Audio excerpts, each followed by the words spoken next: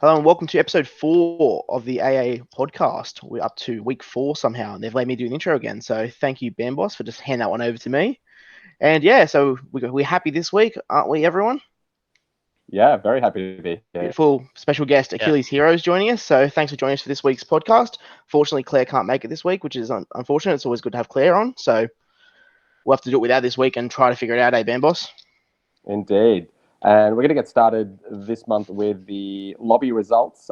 There were only 3 lobby tournaments that happened this month. The first one we're going to look at is Mighty Ducklets, and that was a 17-person tournament. So it went for 5 rounds, and Otto Saha, if I'm pronouncing his name right, managed to do a 5-0 sweep. That's their first sweep. I believe they started Sylph in Season 3, and they've had no tournament sweeps yet so far, so congratulations on that. Moving on, we have Gloat, which had another sweep by Shadow, good friend of the podcast, hashtag GirlsLetPvP. Did really well in that and has actually brought her almost right to the top of the national leaderboard. Shadow is the top female PvPer on Sylph Arena in Australia at the moment, so really solidified that position for her. And then Thunderdome and Swanner, the first time that we've actually merged 2 of those lobbies this season. They didn't quite have enough, I believe, to run their own individual lobby tournaments. So they merged together, and 4 different battlers won that one. So 3-1. Dank Brody, Anisotropic, DJ Power, and Let's Mitchy Me, again, each with a 3-1 win. And moving on to the Colossal tournament, that one was won by Dijon the Jin, if I'm pronouncing his name right. One of our overseas battlers who came in managed to beat Gon, local battler from Sydney, in the effective final, meaning that Gon ended up coming second place, Dijon the Jin in first place, and then I'm going to do my best to pronounce these names, Ashishishus and El Calvissimo. I'm sure I pronounced at least one of those two right. Second one, I think was all right, eh? As You've saved me from butchering names this time. I like that. All 4 of those, thanks very much, Stumpy. All 4 of those have automatically qualified for regionals in June, coming first or second in a 7-round tournament. So congratulations to all of our winners. And if we can get the national leaderboard up for the previous month, we can have a look at how that has left everyone. I'm going to have to ask someone to just give me a thumbs up if it's showing up, because I can't quite see it on my screen. Yeah. So in first place, we have Dr. Trotter from Queensland. In second place is Maxi from New South Wales. Third place, Agent Magikarp, also from New South Wales. Those top 3, I believe, haven't changed since the start of the year. So they've moved around a little bit in between the top 3. But they really are the top 3 to beat. Keep your eyes on them. Gone in 4th place after that strong second finish in the Colossal tournament. Moves up 5 spots. Fish on a Heater from South Australia in 5th. Colt Frog from Queensland in 6th place. Again, doing well with his 5-2 finish in the Colossal Cup tournament, moving up quite a few spots. Beating from Queensland in 7th, Peng in 8th from South Australia. In 9th place is Fresh Dog from Victoria, and in 10th place is Dennis from New South Wales, who also moved up quite a few spots after winning, going 5-2 in the Colossal tournament. I believe also in 11th place was Shadow, who, again, as mentioned earlier, got a 4-0 sweep in her lobby tournament. So that's a little bit on the leaderboard and how we all did in the last month's worth of tournaments. Let's move on to the Australis Lounge. And this month, we're going to try and talk a little bit about some things that we've really enjoyed about PvP and Sylph Arena, past, present, future. I might pop back over to one of you guys. Maybe you can get the ball rolling and tell us what some of your highlights been of PvP over the last few years. Starts off Achilles, you're the guest of honor. Go first. Yeah. Well, I'd say from obviously in live tournaments, I feel like they're the best when you can actually see a battler in person. It was when I was visiting the Pakenham crew over there, because we were sort of going in between Gippsland and Pakenham, so we try to coordinate between the two and try to get more people going, because our communities are quite small. So we're Yeah, so trying you're to from get each other Victoria. to go to, in Yeah. Victoria. Can you tell us a little bit about the Victorian communities for those listeners who aren't from Victoria? Well, we're spread out. There's quite a few communities around like the city area, but there's down my way. It's really only one sort of area, and the closest one's Pakenham Way, which is sort of close to the city as well. And the Gippsland Pokemon Go PvP, which is where I'm from, is pretty much a small player base built off just a small friendship circle group that sort of built players over time through the PvE community. And we're slowly trying to build numbers. It's quite a grind. It was usually a struggle to get 8 players to actually get that ranked tournament a month who have been managed to able to get there. But I enjoyed going to Pakenham and going up there because there was one tournament I went there. I actually swept 4-0, so I actually went there and actually won their tournament, and then did the same thing at my local. So that it was that month where I actually went 8-0 in that month. So I enjoyed that. What cup Do you was remember that? which tournament it was? Yeah. I'm trying to remember now. I think it was Ferocious Cup. Oi, Ferocious Cup. I Remember your actually MVP? swept with a SmackDown Aggron. Oh, So that is everyone was using spicy. Larion and talking about Larion, but I actually liked the Aggron pick with Yeah, wow. SmackDown because quite a few people were bringing Ninetales, and they'd actually switch in Ninetales to counter the Aggron to work out that it was actually had SmackDown and it was actually beating the Ninetales. Yeah. Yeah. The spice pick, love that.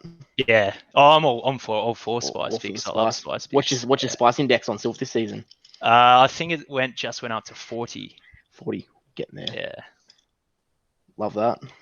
Yeah. I mean, there's quite a few. Like I have there's another battler in our area who loves spice picks. He's even higher. I think he's up to like 52 or something the last time I checked. He loves bringing lots of spice. He's bringing Pidgeot nearly every gloat tourney he can possibly get into. Yeah, I love that. Yeah, I do miss the in-person tournaments. I remember early on, back in season 1. So Sydney also had quite a few different communities. We're down to pretty much just one now online. But there were times when I would get the train down to Hurstville, which is near the airport and sort of the south part of Sydney, for those who know it. And then up to Hornsby, which is on the other end of Sydney, up on the north. Like you're almost getting up to the central coast on the way to Newcastle. Yeah. And there was 2 or 3 of us who actually went to both today. And so I saw them in the morning, and then later on that afternoon, I'm like, hey, didn't I see you at that other tournament earlier on? And of course, that was back when to PvP you had to be ultra friends. But if you went to an in-person tournament, you just play people in person. And so I would find myself actively traveling around to do it in a way that I probably wouldn't now because it's a little bit too easy. Yeah. Which is, obviously good and bad. But I still miss that whole making the effort to go play against others and knowing that there's others who just love PvPing so much that they will make that sacrifice to take some time out of their day. Yeah, definitely. I mean, I actually traveled all the way up from where I am, which is like 2 hours away from Melbourne. And they didn't end up getting enough numbers. So I actually traveled all the way there and they didn't end up getting the tourney done. So yeah, I actually made the effort. I didn't mind it though, because I had a friend up there and just spent a few hours there to catch up with friends and then traveled back home. But yeah, I was all for traveling. Is that 2 hours to Pakenham or another part 2 of Melbourne? hours to Melbourne. Yeah, so I'm down in the Gippsland area, Latrobe Valley. So yeah, Traralgon Morwell area, which is about 2 hours, an hour and a half away from Melbourne, pretty much. Yeah. Okay. Yeah, I think the in-persons definitely have their own charm. I think everyone forgets how good they actually were. Like I know something about going to we had a live one. We had local Wollongongs, like the unis, like our grind spot. So we used to do it after Com Day or before Com Day. So we'd go there and we'd all just jump on and I know we got a pretty banter sort of full community, so we sort of all would just stand there and we'd talk rubbish in the middle of battles, and a couple of people that didn't like it, but most of the guys that you battle your mates, and we'd all just be call and trying to tell them if you're bait, and then trying to tell if you're throwing moves, and and talking rubbish middle of the battles and stuff. We never really lag didn't matter, nothing mattered. It was just a bit of a laugh, and we usually had didn't matter who, we all competitive, but also if you swept one, you swept one. If you didn't, went 2 and 2, you didn't feel too bad. It was just all a bit of a laugh. So definitely can't wait. I don't know if they'll ever go back to what they were like. I have a feeling they won't, but I'm sort of hoping that we get I was towards that. having a chat to to one of my local crew mates and saying, "Do you remember when you used to have your phone and you get someone else to scan the code on your phone to battle?" Yeah. Like I'd actually AR forgotten scanned all battle. about that. Yeah. Yeah, like I'm just so used to adding friend and then sending a battle request, but we used to just scan. But whether you then battle them and then Yeah. you say you'd scan then and say add friend after it if you hadn't had him as a friend, so tell you to add him after. Yeah, that's right. Yeah. You're like, oh, my friend now. You're That's just like, like, oh wait, I didn't have you as a friend already. Okay, oh I'll no, get some adding I'm now. like notorious in my community for like deleting people because of before 200, like before 400 friends, I was like notorious for just deleting, having like max on one off like max amount of friends and add one, delete one. I'd do it to locals as well for having like matches, and I just like they would get so annoyed. They'd be like, oh, you deleted me. I'm like, yeah, but like we did one raid once. Like, what's the go? I need those slots free. Yeah. Of course. We were doing I was doing a raid, and he sends me a message saying, "Oh, can I get an invite?" I'm like, "I deleted you like months ago because we've had no interactions for 6 months." Yep. Someone's the other And day you moved like, out of the local area. Someone said like, "Oh, I assume we were friends already." I'm like, "Yeah, we probably were. Let's be honest." Then they add them and they're like, we were great friends." I'm like, "Yeah, we're obviously not great enough friends because I've just gone and deleted you after someone else's PvP was needed." But now it's not a problem. Now I've just added a bunch of people and go, "Okay, well, we've got 400 spots now, so just get constantly spammed with the raid invites now." Yeah. Dangerous game. Of course. Is the risky one's always like when you have a lucky friend and then you decide to delete them because you just have not been able to get in contact with them? Yeah, I've done that quite a few times. And I'm like, I've had enough. I just can't handle this. Gone. You're out of here. Yeah. Yeah, I was deleting lucky friends actually when it was still the 200 friend gap. Yeah, I was just like, I'm desperate for spots, and I'm still trying to grind that XP as well. So it's like that lucky friend that I'm never going to see, they're going to have to get cut. Yeah, I've not been to Lucky Friend yet. I got one guy that's I didn't have too many like overseas friends that got best, but I've got a guy from New Zealand who moved. He was from Wollongong and he moved to Sydney. We went Lucky Friends and I was like, "Can we catch up before you if you're in Sydney, I can come up or whatever and we can do this trade." And he's like, "Oh man, I moved to New Zealand tomorrow." And I was like, "This is like middle of COVID," and I was just like, "Oh, what are the chances you just like I'm moving to New Zealand?" Is like the worst message you could have sent me there about getting this trade done. So we've been Lucky Friends for about a year and a half now. Just can't get done. And like go lucky with him, but I'll never go lucky with like local friends. I'm just like, oh, let's go lucky with randos overseas now. Yeah, totally. I mean, I miss the biggest tournament in-person tournament I ever played in was when Brandon Tarn came down to Sydney. That was 48 people. And I think when he went to Melbourne, I don't know if AchillesHero, you managed to make it down to his tournament when he was there. No, I didn't, unfortunately. Like 50 or 60. Yeah. And that was just massive, like 2 sets of tournaments. Open Great League is the one that we did, and about half of the players had, I'm pretty sure, never done Sylph PvP at all, might not have done much PvP ever. And so round one, because you know the way that Sylph works, you get paired up against someone who's lower rank. So all the newbies got paired up against someone who'd at least done it before, and they were all explaining to them, like, pick this, scan here, go to this website. And just like going really easy on them because it was such an easy 3-0. Like they would bring in just whatever random stuff that 1200 CP Chansey done, or Blissey, just whatever. And one guy, one of my mates had a maxed out Hundo Shuckle, and he went and used a charge attack, and someone shielded the Shuckle attack. I'm like, what the Shuckle is good for is not the attacks. But it was really good fun. Like we got a massive like group photo at the end. And then a few months later, we had a New South Wales championship, which I think, Stumpy, I don't think you played in the first year championship. No, I didn't play season 2019.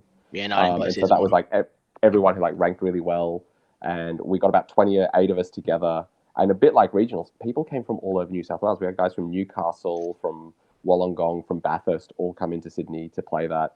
And that was like a really special moment that I'd really love to get going again. So looking into the future, one of the things that Sylph did a while back, you guys might remember, and the viewers, I'm sure, many of you remember as well, was the battle towers. And the possibility of, obviously COVID is an issue, but, vaccines on the way, and with low levels of cases in Australia, maybe we could get something like that. And that's something that could get people out to an in-person. I think season 4 might be the I think that's what sort of we're looking at the moment, but it's just so I think it's hard for us as Aussies to realize how like it is. I've like got still mates. I used to live in like the UK, and talking to those guys, it just seems like a different world compared to what we've got. So I Yeah. think that they have sort of cited season 4 as potentially the next time they're going to even look at in persons, but maybe they have to look at regions. They go like what areas do they go based on region? Is that unfair? Is it do you sort of look and go, oh well, there's one rule, just blanket like everyone just here you go, this is the rules and it's consistent for everyone, or do you go, oh well, look, Australia's got X amount of rates, there's a line of what restrictions are implemented by the government is to what, or do they alter? Do we see this month is fine, month's not fine? So definitely feel like it's a good deal, but I can see it just being consistent like they've done at the moment, where they've just said no, completely nothing at the moment. Yeah, my understanding is it is a single rule across the world. They don't want to have different rules for different places, but that's something they came up with like 12 months ago. Exactly. Things have changed Are since they, then, right? are they going to leave that for another 12 months or another 2 years? I mean, this may not be over by the end of the year. Oh, I can't see this being open for even well into next year and possibly on, to be honest. And so, I mean, I think that's a question of when rather than if, but then how is it going to be done rather than will it happen? Because I doubt that they will go overnight. Okay, everywhere can have in-person tournaments, unlimited numbers. Like that seems a little bit odd to me. But I definitely travel for them though. Especially, I think COVID's definitely the more friendships have sort of been built over COVID though. I think more than especially with all the increase. There's been a good benefit, I think, in a way of like the being able to do more tournaments, even because like our one was literally our system was we just did once a month because it was easy. Only I did. No one really from our local. I think I was the only one playing still from our local. For him and George, Ace Trainer were the only two that were playing for consistently for a while. And then I think, have you met Sick-tastic? He's gone up to but he used to travel heaps. He used to go up to the Hornsby and the what's the other one you said? Go to Campsie and Hurstville. Campsie, came up that's to right. Bondi a couple of times. Yeah, he used to love it, and he's like sort of he's one of the players that's sort of fallen out of love with PvP since GBL, and the live tournaments have sort of turned him off. Not completely, but like I said, he played in the team tournament you ran not too long ago, and sort of that kind of I think ignited a little bit of fun for him, and he sort of felt the team vibe and sort of that's what kind of going back into it a little bit. But I think that he's definitely a player that sort of was definitely more impacted based on the COVID and based on not being able to go out and do things like that. Yeah. How are you seeing things down your end, Achilles? Yeah, particularly for a more regional community. My end it's been really affected. Like my community's been really affected because most of them preferred the live in-person tournaments, and quite a few of them straight out said, "I'm not doing remote tournaments." There is a few of us in our community that still do like silver tournaments every month, in like the Gloat Lobby and on Arena Australis. But apart from that, it's just it's been cut really bare. Like for us to even get a ranked tourney in our server, we're having to get players from all around Australia to jump in and fill up the slots. Yeah. Our group's definitely the same. We've done. I don't think we've done. We did one remote tournament for I think Marsh Cup, and that's the only tournament we've done since before Toxic last season. Yeah. So we just before the first month, I think it was just as COVID hit. It was like that was the last time we actually did a in person where we were like all we got enough players. We sort of only ever really get between that 8 and 10 if we do. I think the biggest one we had was when Zoe came down to Wollongong. We only had about 17 or 16 players for that as well, and that was much the same. It was just everyone just chuck their chuck on and make a self account, jump on, do it quickly, and we just got battles on it. One of the local sort of things there, but since then I think no one's really. They just don't have. It's not the same for our guys. They just think it's just completely. It's way better to actually go and sort of the social side of it, which has always been what it's been about. Especially our area. You sort of want to go meet up with people. Like ours is all the people. Like you said earlier, like PvE players that will all. We might dabble in this and see what it's like, and really enjoyed the going and even we just went. I think when we went when Zoe was down, it was actually at a gaming bar. So we were on the drinks and bit of PvP. It was good fun. So I think we missed that sort of aspect of it the most. One of the things I was trying to do, with my local crew was to turn it not just from a tournament, but to something that's a little bit more. So I know Central Coast, I'll use them as an example. They get together at a pub. The tournament organizers will buy some chips and some other platter foods. Everyone goes and gets their own drink, something to eat. it becomes sort of a social event, but it's more than just getting together for a tournament. And so Yeah. I was looking to try and turn into, hey, let's get some trading done, back when you had to gather a Nintendo Switch to get your Meltan boxes. Like, someone will be there with a Nintendo Switch. Let's try and, do it before or after some other sort of event, or hold it somewhere where you can get something to eat or whatever. That, I think, sort of makes it a lot more palatable for a lot of people who are just like, well, do I go just do 3-4 battles and then, or 3-4 sets of battles? Make a mini event out of it. Yeah. I mean, some of the hardcore people go for the battles, and the people that might be just thinking about it, that might lure them to actually go. Because I think the biggest in live person tournament we actually had was when we held it on Australia Day, last year. We held a barbecue and got quite a few people that were interested in going, and that sort of lured them there to have a barbecue and then have a few battles and chat afterwards. Yeah. Definitely.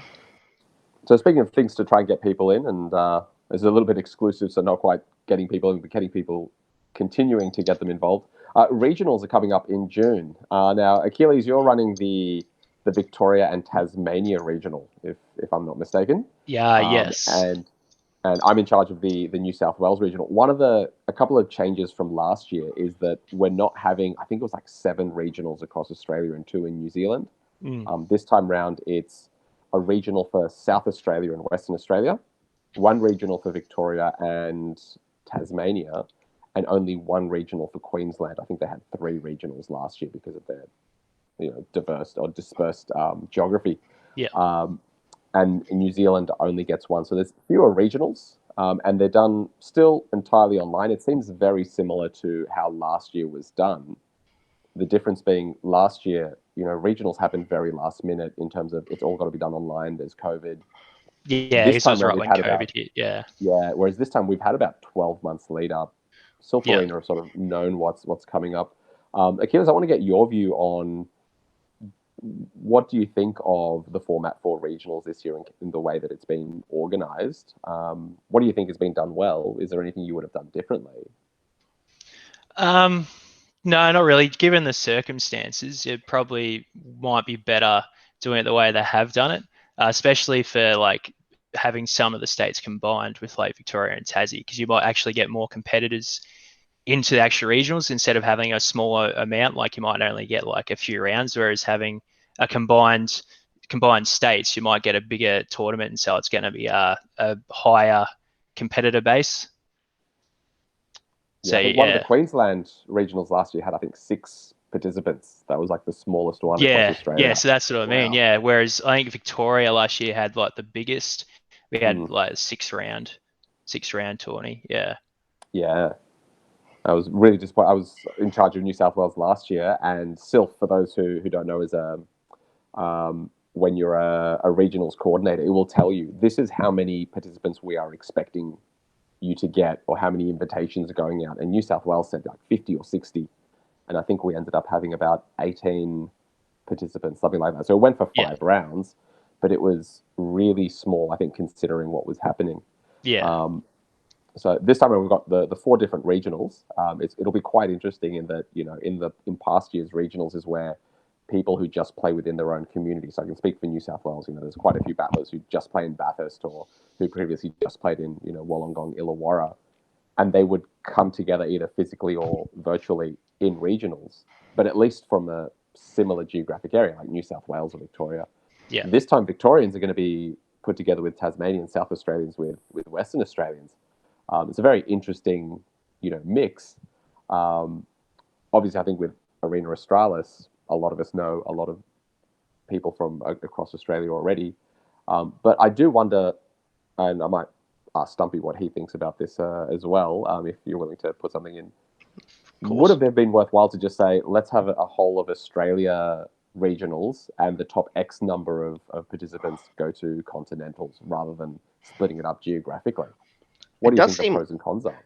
Well, I think there's definitely like, it's interesting to see, because especially if like I didn't know, like I don't really know the breakdown of like personally what it was like. I didn't know like Queensland had 3 makes sense in terms of geographically, but how many players realistically, if they know they're going to rock up, and how many actually playing, who have just played one tournament and sort of gone pretty well and they're in and they didn't really play since, or do they stop mid-season? I think they sort of overestimate the numbers, especially if they're telling you 50 players are going to join New South Wales, and I think there was 18 players, and it was, it's pretty small numbers. So probably would be, I think, best bet to go, all right, look, if we can get, even if they open up like a RSVP and go, all right, well, we've got 80 players, we'd rather have 2 smaller regionals of 40 and break it down by that and go, all right, well, we'll just pick, break down the field. They can do it by ranks, they can do it however they want.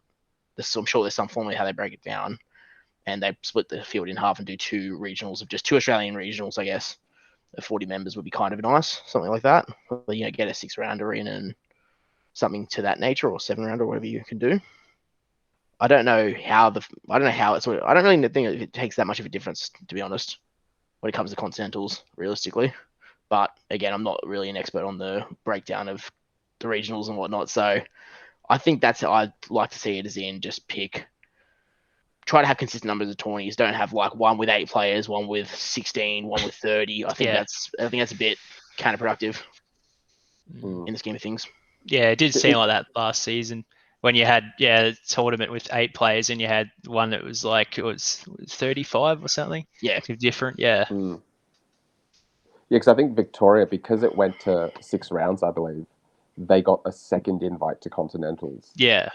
So, but you need, the difference is like you can have 31 participants or 32 participants and 6, and it's still just the one invite. So it's, once you get to 32, once you get to 64, that's when you start getting the extras, and I think that made a little bit more sense. One practical thing, because back when regionals were in person, you could rock up to any regionals. It didn't have to be your closest one. And I know this because I was going to be traveling to go to Disneyland in April of last year, and I was going to go to the San Diego regionals, which meant that I could organize the New South Wales one and not participate and sort of be, independent, but then still do regionals somewhere else. And COVID ruined my Disneyland plans.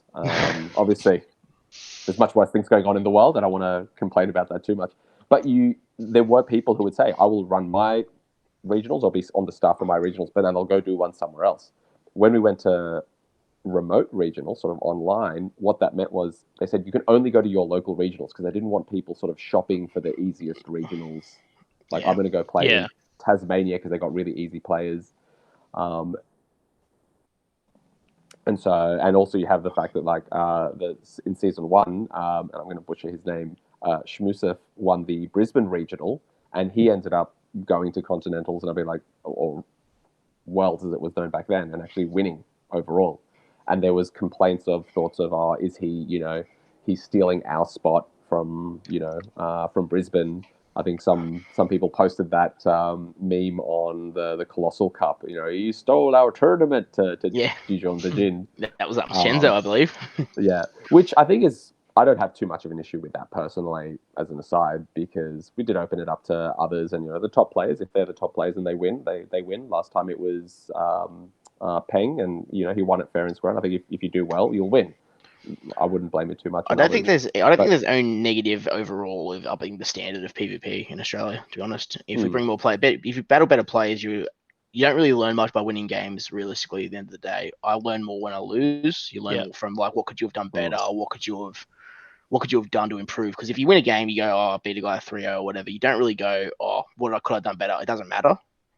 You've won the match, you move on, you look at the next game. Whereas it's always good to look at your battles and go, okay, where was my win condition? Where was that? And you learn more. And if you play against, like I said, I played in a practice tournament, I think it was Nightfall Cup I got matched against, like, Tho Technical, who's, like, ridiculous. And I smashed 3-0 after winning 2 leads. And then he was streaming it, and I watched back and listened to how he talks about it. And you go, everything makes complete sense, and him losing the lead didn't make a difference. He had a plan for that. There's always ways to do things. So watching that is almost losing that game. I learned more about my own battling than I did any time I've won. So I don't think the argument of, all these good players coming in, I think is quite void. I think it's the better standard, the better for everyone. I think if we look at guys like that, and look, even last month you had a Winge, and there were some good players that came last month. Like, Speedius came and played last month. Had Dijon and Yusei played, and we had Linden. Like, we had some really, really strong battlers. But last month, same thing. Pang came through and swept it. So there's nothing wrong with having a high standard come and playing in Australia. I actually quite enjoy it. From my point of view, anyway. Here's the important question, Stumpy. Do you still get the badge for going up against So Technical if it's a practice tournament? I don't believe I got one. I wish. No. So it's got to be ranked. I think it's got to be ranked. Yeah, it was just a practice one, and I was like, I'll jump into that and have a go. And I got to a match against him. I was like, all right, this will be fun. And it was Which fun in the server was sense that that on? losing. That was on his.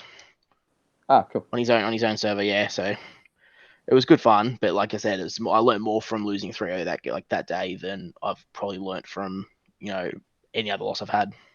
Yeah, Because you can just hear the way they talk about it and how they break it down. I think that game, one of the games I think I caught like a ridiculous lead and counter swapped. He had a Galley and I counter swapped the Wigglytuff. I was like, oh, this is good. And then watching stream back, he was just like, this is perfect, because he had Medicham in the back. He's like, well, this is now safe as anything, and he's Medicham swept my back line. And I was like, oh, well, that's completely makes sense to what he's did that. He literally set me up for that. And I was like, okay, well, you outdone me, but learn from that, figure it out, and I've tried using that same strategy now in my own battles, and sometimes works, but it's quite effective. Achilles, you had any big losses that taught you something? Yeah, well, I've been in the Go Stadium tourneys quite regularly, and there's been some where I've gone terrible and gone like 1-5 just because of the caliber of the competitors I'm coming up against, and I'm just like, do I just drop the tourneys now, or do I keep assisting? And I'd keep assisting because it's just going to improve myself as a battler, and learn from them. And also I learn from them, and I might have the same team or similar picks in Australis lobby or another local tournament, and I use that information from that loss and apply it to the next battle. So it has been useful. And like Stumpy said, if you just win, you're not really thinking about it as much as if you're lost and looking back at it and see where you can improve. All right. And have you guys been looking at the Commander Cup? Have you got your teams all ready? Have you picked your commander? I've got several commanders because I've picked like 4 different ones, because I usually apply like 4 different teams a month. So I like one team per each tourney. So I've got I picked SCAV for one, Munchlax. What was the other one? It was a spicy one. Knockdown for another one I've chosen. And then the last one, trying to remember. Oh, Jellison. Yeah. Jellison, yeah.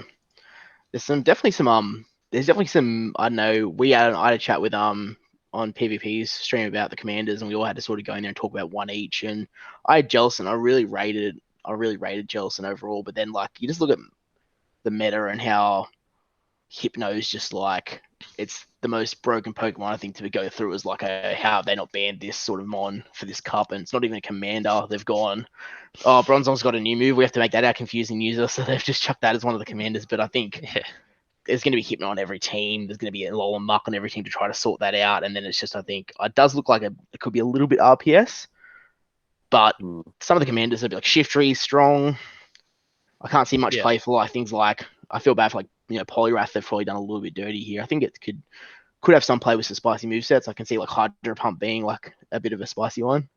So nuke a couple of the things in the meta, but I can't see many people going past Munchlax, SCAV, and Jellison, and probably, and Shifter. I think are the main 4. Yeah, are probably the ones I'm looking at to go. I think first team I'll have to go Jellison, and then I'll look at how that goes, and I might, depending on if I decide to enter more than one tournament rather than the Colossal. Usually I enter the Colossal and then see how we go from there. But I don't know. It's an interesting meta, though. I do think that Hypno could have been a really good meta, I think, if Hypno was banned.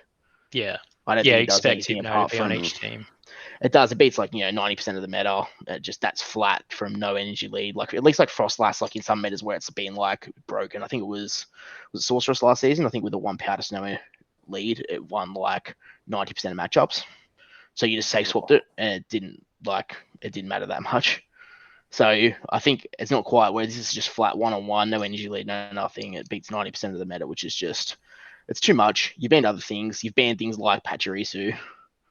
Like, just ban Hypno while you're there. It just has to. I think this is one where it'd be a completely different meta with Hypno out of it. I think would have been a real interesting layout. But there's things that can beat it, but I think it'll be super strong.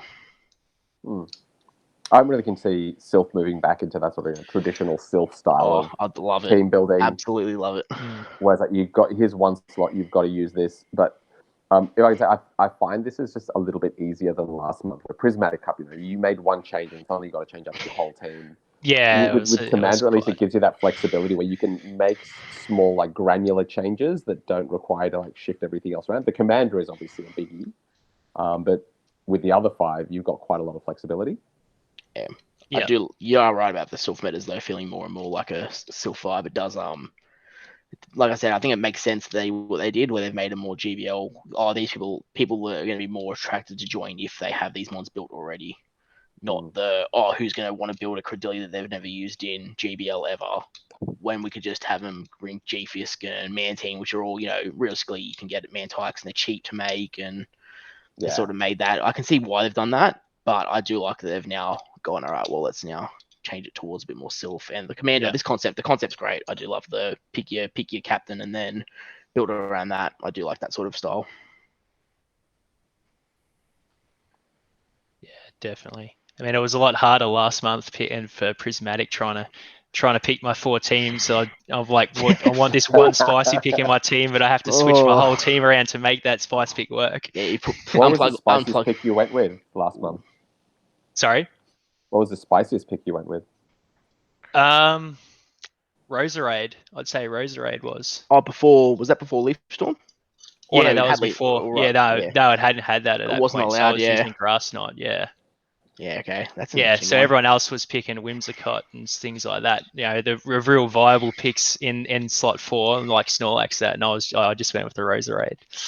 I got the spiciest pick I saw for the month was I think Bojan. You think it was Bojan? Bojan? Bojan, yeah. He butchering more names. He had a charm shadow Gallade that wiped me. Oh, that's one where you didn't realize it had charm. Yep, I didn't realize that charm. I was like, why is it KO? I said, because I thought I had confusion. So I literally, I think I had a Galvantula on it. I was like, why didn't it simultaneous KO? And I didn't realize because it KO'd me before. And we went through. I was like, wait a second, it was a charm. I was like, oh no. And then someone used a charm Raichu on me in a local tournament once. It surprised the hell out of me, and then I realized how weak I was to a charm Raichu. Yeah, love that. Yeah, it's usually on the other foot for me. I used a Poliwrath once, and I thought it had Mudshot. It did not have Mudshot. It had Bubble, and I kept on wondering why it was taking so long to charge up the energy. We've all been there. Yeah. I took a Hypno into I think in Swana last month. I took the wrong Hypno into my game 3, best third game 1-1, and I led I think I led or safe swap Hypno. I safe swapped it, and it had Confusion Future Sight, and that was it. And I was like, and I couldn't, and I'd already used my other one that had thrown moves, so I couldn't even throw the Future Sight. So I literally tried to just 2-shield farm down a Frostlass, and then just swap out, and I fell short on a Shadow Ball, and I lost. Him think. They were after they were like, I thought he was getting greedy, and I was like, no. Yeah. So I powered up that Hypno 1 to get it over 1500 to never ever have that mistake happen again. So bad. The joys of Sylph. I know one particular highlight I've shared it with Stumpy already in our private chat was my win against Lyndon Ryu, I think is how you pronounce his name, the top ranked player in Colossal last month, who I managed to beat. And for the record, I also lost to the bottom ranked seeded player in that tournament, so take that with a grain of salt. I had a Hypno up against his Gyarados, and I needed to land the Thunder Punch against it to KO it. And so I charge up to a Thunder Punch. I think I'd already used an Ice Punch previously, and instead of throwing the Thunder Punch, I just threw a second Ice Punch against the now Gyarados. He shields, thinking that maybe I've got a Thunder Punch. It's an Ice Punch. I keep charging up to a second Ice Punch. I throw it. He thinks it's another Ice Punch, but no, now it's the Thunder Punch, and it knocks out his Gyarados. So that was my, mind games win that got me the 2-1. I was very happy with that, and then I got one more win in the remaining 5 rounds. Oh, rough. It can be like that sometimes. You have one big win, then you just collect something like that. Or it can be the other way around. You lose the first 2 rounds, then win 5 straight. It's just like, oh, Yeah. Yeah. I really dig this Colossal. If you actually look at the round by round results, the top seed, like 1 and 2, or the top table, the top seed player lost most of the time. yeah. They were actually like the underdogs winning quite a bit in terms of like that very top table result, Yeah. which I like to see. Oh, faking on the swipes. Oh, Oh, yes. damn it. Faking. Yeah. Yeah. He's swiping really hard. He's swiping. He's swiping Well, really that's why hard. I It must used be a to power always do punch. circles Yeah. just do circles all the time, regardless of what move I'm doing, just so it was harder for them to work out what you're actually Okay, doing. yeah, that would have been good. That would have been good at the time. Sorry, Yeah. yeah, I didn't pick up on the faking charge. I didn't pick up on that. If you had said faking swiping screen or something, that would have got it. But yeah, I think Alright. Trotter might remember this from when he was in Chile. When I was there for a tournament, the other player would be like, "Okay, we're matched up, great," and you'd start the battle, and then they'd just go turn around and walk off, so that you couldn't see. Yeah, and that was just super normal. Yeah, that's what we used to do. That we used to walk away. We used to stand up and you have your phone on like sort of towards your chest and like you'd be talking rubbish, but right around and talking, going, you gonna bait it? You gonna call that? I'm pretty sure that's against self rules to talk about it, but whatever, I don't care. That's gonna wrap up the month of the Arena Australis podcast. We've had a good chat about Colossal, what we love about PvP most, and thank you very much, Achilles, for joining us, special guest for the month. No worries, thanks for inviting me. Yep, no worries at all. And Bamboss, the usual, said anything to sign off with, mate? Great to be here as usual. Beautiful. Well, thanks very much, and yeah, we'll see you next month. Cheers, guys.